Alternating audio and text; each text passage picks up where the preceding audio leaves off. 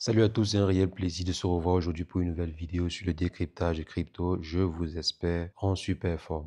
Alors les amis, on va décortiquer l'actualité autour du projet Pi qui aujourd'hui siège à la table des plus gros projets au monde. Donc on va comprendre comment est-ce que cela s'est passé. Donc qu'est-ce qui a fait en sorte que le projet Pi atteigne ce niveau et pourquoi pas? Est-ce que finalement une explosion est en cours sur le projet? Parce qu'il y a une très bonne actualité autour du projet qui pourrait propulser le projet au sommet, qui est même en train de propulser déjà le projet au sommet. Donc on va voir ensemble de quoi il s'agit, qu'est-ce qui s'est passé ou bien qu'est-ce qui se passe sur le projet Pi en question. Donc si jamais c'est la première fois que vous passez par ici, régulièrement nous faisons de superbes vidéos sur le décryptage de crypto-monnaies. Donc si jamais cette thématique vous intéresse, n'hésitez pas les amis, abonnez-vous. Alors, comme je disais, aujourd'hui, on va décortiquer l'actualité autour du projet Pi qui est en train d'être repris par presque tous les médias. Il y a de cela environ 2 mois, le projet Pi n'était pas aussi connu des médias ou bien n'était pas aussi repris des médias. Mais depuis quelques jours, le projet est repris par presque tous les médias. Il y a Coin Tribune qui reprend, il y a Bean Crypto qui reprend, il y a Finance Feed qui reprend, il y a Crypto News même qui reprend des informations sur Pi, il y a aussi Cryptonote, donc presque tous les projets, même Cryptos, donc la plateforme assez connue en France, Cryptos, donc tous les différents médias en parlent aujourd'hui. Pourquoi tous les différents médias en parlent? Simplement parce que Pi a gagné en notoriété. Le projet Pi s'est démarqué très considérablement ces derniers jours-ci. Vous vous rappelez dans la dernière vidéo que j'avais eu à faire concernant Pi, je crois dernière ou avant-dernière, où on parlait en fait de la liquidité. Liquidité, total supply et également le prix du projet. On s'est rendu compte que le market cap du projet était à un peu plus de 10 milliards de dollars. Donc 10 milliards, environ 10 milliards et 11 milliards de dollars. Donc je vous avais dit que si jamais ce market cap est confirmé, alors les amis, vous allez voir que le projet va se démarquer considérablement. Donc le market cap en question a été confirmé par la team CoinMarketCap.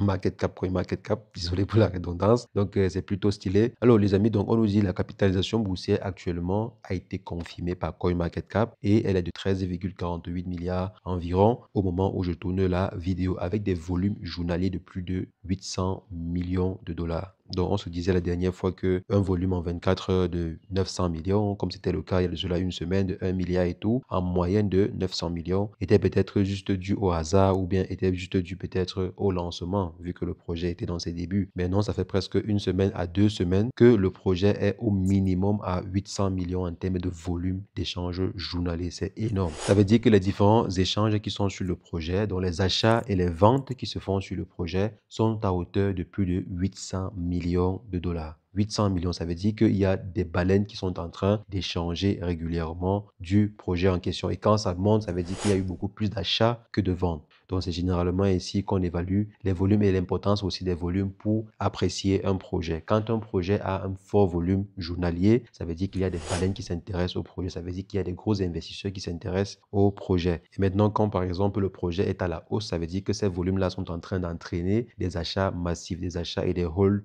massif de ces tokens-là. Et en l'occurrence, le projet est en train de prendre plus de 5% aujourd'hui, donc c'est pas mal. Le projet a également pris, je crois, 3 voire 4% hier, donc la croissance, elle est plutôt intéressante sur ce projet. Donc les volumes sont intéressants, le market cap, il est certifié et intéressant, c'est très bien. Et la capitalisation boursière diluée, elle est de 191 milliards de dollars actuellement-ci. Donc la capitalisation boursière globale du projet.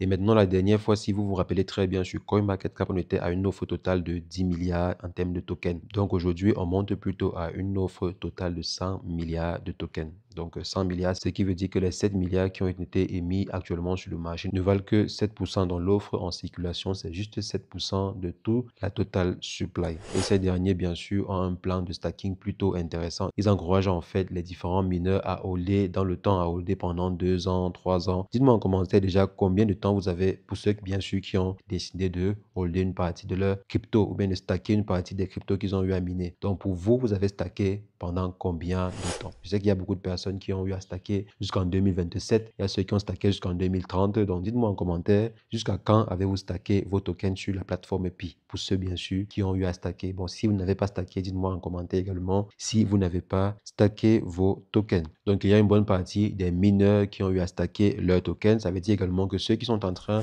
d'échanger actuellement, si c'est beaucoup plus les investisseurs ou bien les traders. Donc c'est beaucoup plus les traders qui sont en train d'acheter et vendre régulièrement régulièrement sur le projet. C'est bien, mais il y a aussi des inconvénients à cela. C'est quoi? C'est que lorsque ces investisseurs-là, si jamais on débloque par exemple 20% de la total supply, si jamais ces investisseurs-là prennent peur et se mettent à vendre massivement, alors ça pourrait faire chuter le coût du projet. Donc vous voyez un peu l'inconvénient quand des investisseurs prennent un projet en main. Donc, si jamais ces derniers prennent peur, alors il y a de fortes chances que cela chute drastiquement. Par exemple, si 80% ou bien 50% des personnes, des mineurs, ceux-là qui minent des PI, si par exemple 50% ont bloqué leur token jusqu'en 2027, et si jamais les investisseurs se rendent compte que bon, d'ici 2027, là, il y aura une bonne partie des tokens qui seront débloqués, alors ces derniers peuvent vendre avant, si jamais ils ont des doutes que des tokens seront débloqués massivement à une date bien précise, alors les investisseurs pourront vendre ou bien ils vont vendre avant le déblocage en question.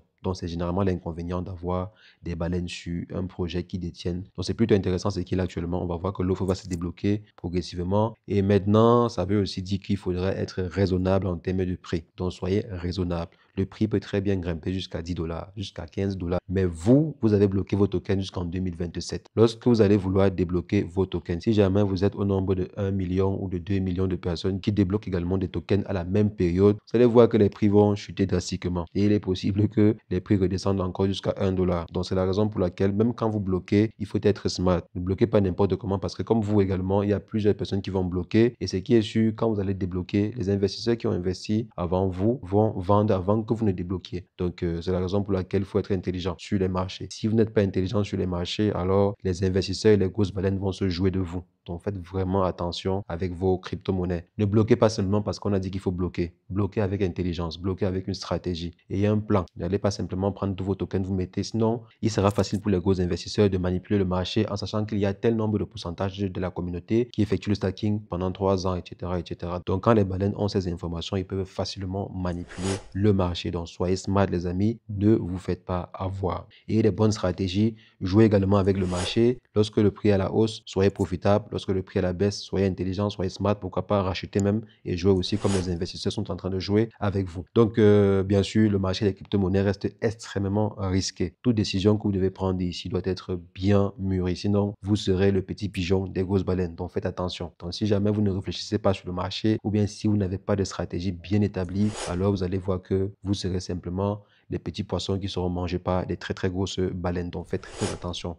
Et maintenant, en ce qui concerne la capitalisation qui a été confirmée, on voit que cela a propulsé le projet Pi à la 11e position. Donc, comme j'avais eu à prédit dans l'ancienne vidéo, bon, ce n'était pas vraiment une prédiction parce que c'était juste un classement mathématique, quoi. Donc, le 10e est à 21 milliards. De 21 milliards de dollars. Ça veut dire que si la capitalisation est confirmée, on monte à 13 milliards confirmés ou bien 10 milliards confirmés.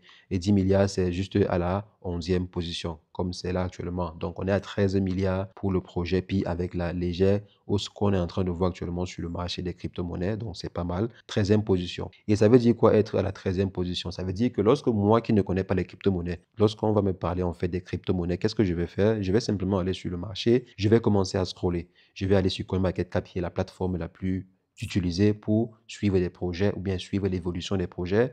Je vais commencer à scroller.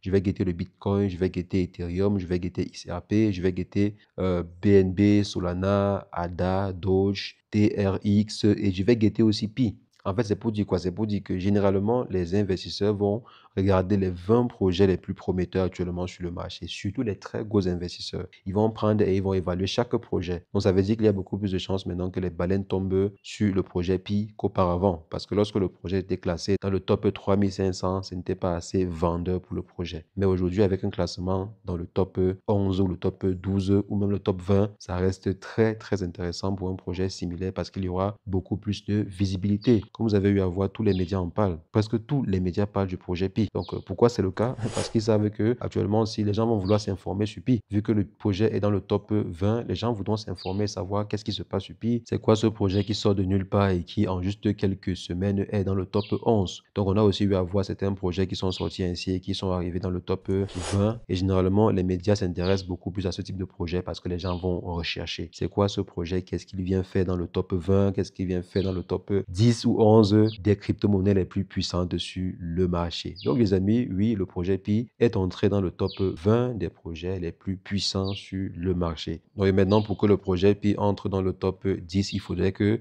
ce dernier atteigne une capitalisation de 25 milliards environ. Si jamais le marché reste aussi constant, donc avec un market cap de 25 milliards de dollars, ça pourrait le faire. Et pour pouvoir atteindre 25 voire 26 milliards, c'est pas aussi compliqué. Il suffit juste que le prix atteigne les 3,90 dollars ou bien 4 dollars. Donc si le prix atteint 4 dollars, les amis, alors il est possible que le projet entre dans le top 10 des meilleures crypto-monnaies. Donc, c'est ce qui est en vue actuellement. Ou bien, il suffit simplement que l'offre en circulation actuellement se multiplie par 2. Donc, si l'offre en circulation se multiplie par 2 et que le prix est maintenu à 1,91 dollars ou 1,92 dollars, alors les amis, le projet pourrait entrer dans le top 10 des meilleurs projets sur le marché en termes de capitalisation et ce qui augmenterait la visibilité autour de ce projet. Donc, les amis, c'est ce que je voulais rapidement partager avec vous dans cette vidéo. Dites-moi, selon vous, jusqu'à combien est-ce que vous pensez que le projet Pi peut aller? Est-ce que vous pensez que le projet peut atteindre 10 dollars, 20, 100, 200? Donc, selon vous, quel est le maximum que le projet Pi peut atteindre d'ici quelques années? Donc, dites-le moi en commentaire. Je me ferai comme toujours un plaisir d'échanger avec vous. Et sur ce, portez-vous bien. Ciao, ciao.